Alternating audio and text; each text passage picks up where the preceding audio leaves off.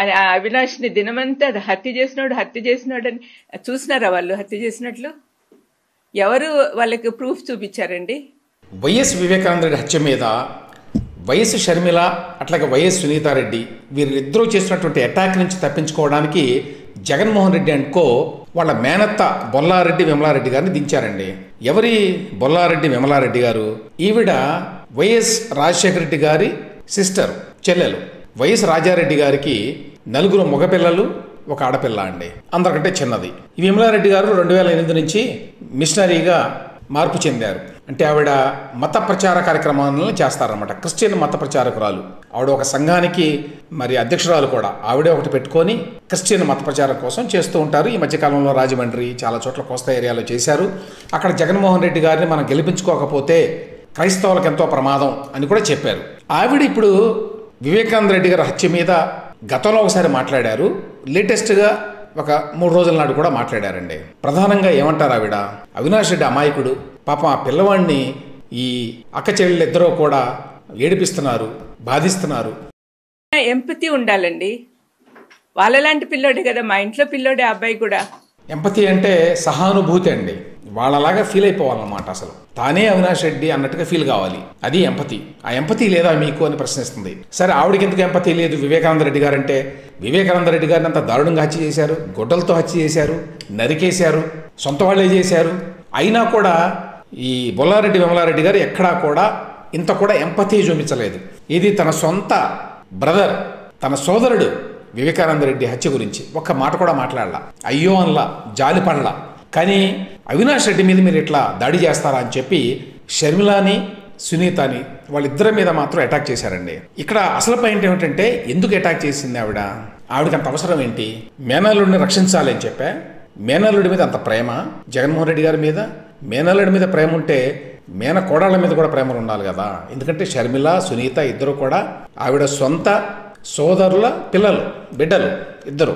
ఒకళ్ళు రాజశేఖర రెడ్డి గారు అమ్మాయి, ఇంకొకరు వివేకానంద రెడ్డి గారు అమ్మాయి. కాబట్టి అందరూ సమానంగా ఉండాలి యాక్చువల్గా అయితే. లేకపోతే ఈ గొడవలు మనం మాట్లాడడం ఎందుకు పబ్లిక్గా బాగుండదని దూరంగానే ఉండాలి. అవేవీ కాకుండా జగన్మోహన్ రెడ్డి గారికి నచ్చే విధంగా జగన్మోహన్ రెడ్డి గారిని, అవినాష్ రెడ్డి గారిని, వాళ్ళ నాన్న భాస్కర్ రెడ్డి గారిని వాళ్ళందరినీ సమర్థించుకుంటూ షర్మిలారెడ్డిని, సునీతారెడ్డిని తిట్టుకుంటూ ఎంత ఘోరం, ఎంత అన్యాయం అని చెప్తూ ఆవిడ ప్రెస్ మీట్లు ఎందుకు పెడుతోందంటే, జగన్మోహన్ రెడ్డి గారు ఆవిడకి అధికారంలోకి వచ్చిన వెంటనే ఒక క్వారీ మైనింగ్ లీజ్కి ఇచ్చారండి. ఏమిటంటే ఇది 2019 ఆగస్టులో, అంటే ఇట్లా అధికారంలోకి వచ్చారు, ఆ మరుసటి నెలలో ఇచ్చారనమాట. అంటే జగన్మోహన్ రెడ్డి గారు పేదవాడు, ఆయన చుట్టుపక్కల ఆయన బంధువులందరూ పేదవాళ్ళు కాబట్టి ముందు ఆ పేదవాళ్ళని మనం పైకి తీసుకురావాలనే ఉద్దేశంతో అధికారంలోకి ఆయన జూన్లో వస్తే ఆగస్టులోనే ఒక ఆర్డర్ ఇచ్చాడు. దాని ప్రకారం ఏంటంటే, బొల్లారెడ్డి విమలారెడ్డి గారికి 10 ఏళ్ల పాటు 15 హెక్టార్ల భూమిని road metal and gravel quarry కోసం ఇచ్చారు.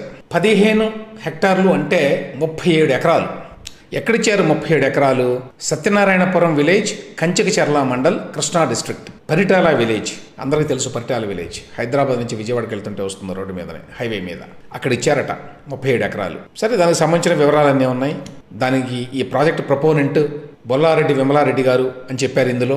దీనికి సంబంధించి ఎన్వైరన్మెంటల్ అసెస్మెంట్ ఇవన్నీ ఉంటాయి, క్లియరెన్స్ ఇవన్నీ కావాలి, అవన్నీ నిమిషాల మీద వస్తాయి. మేనల్లుడే కదా ముఖ్యమంత్రి. సో విషయం ఇదండి.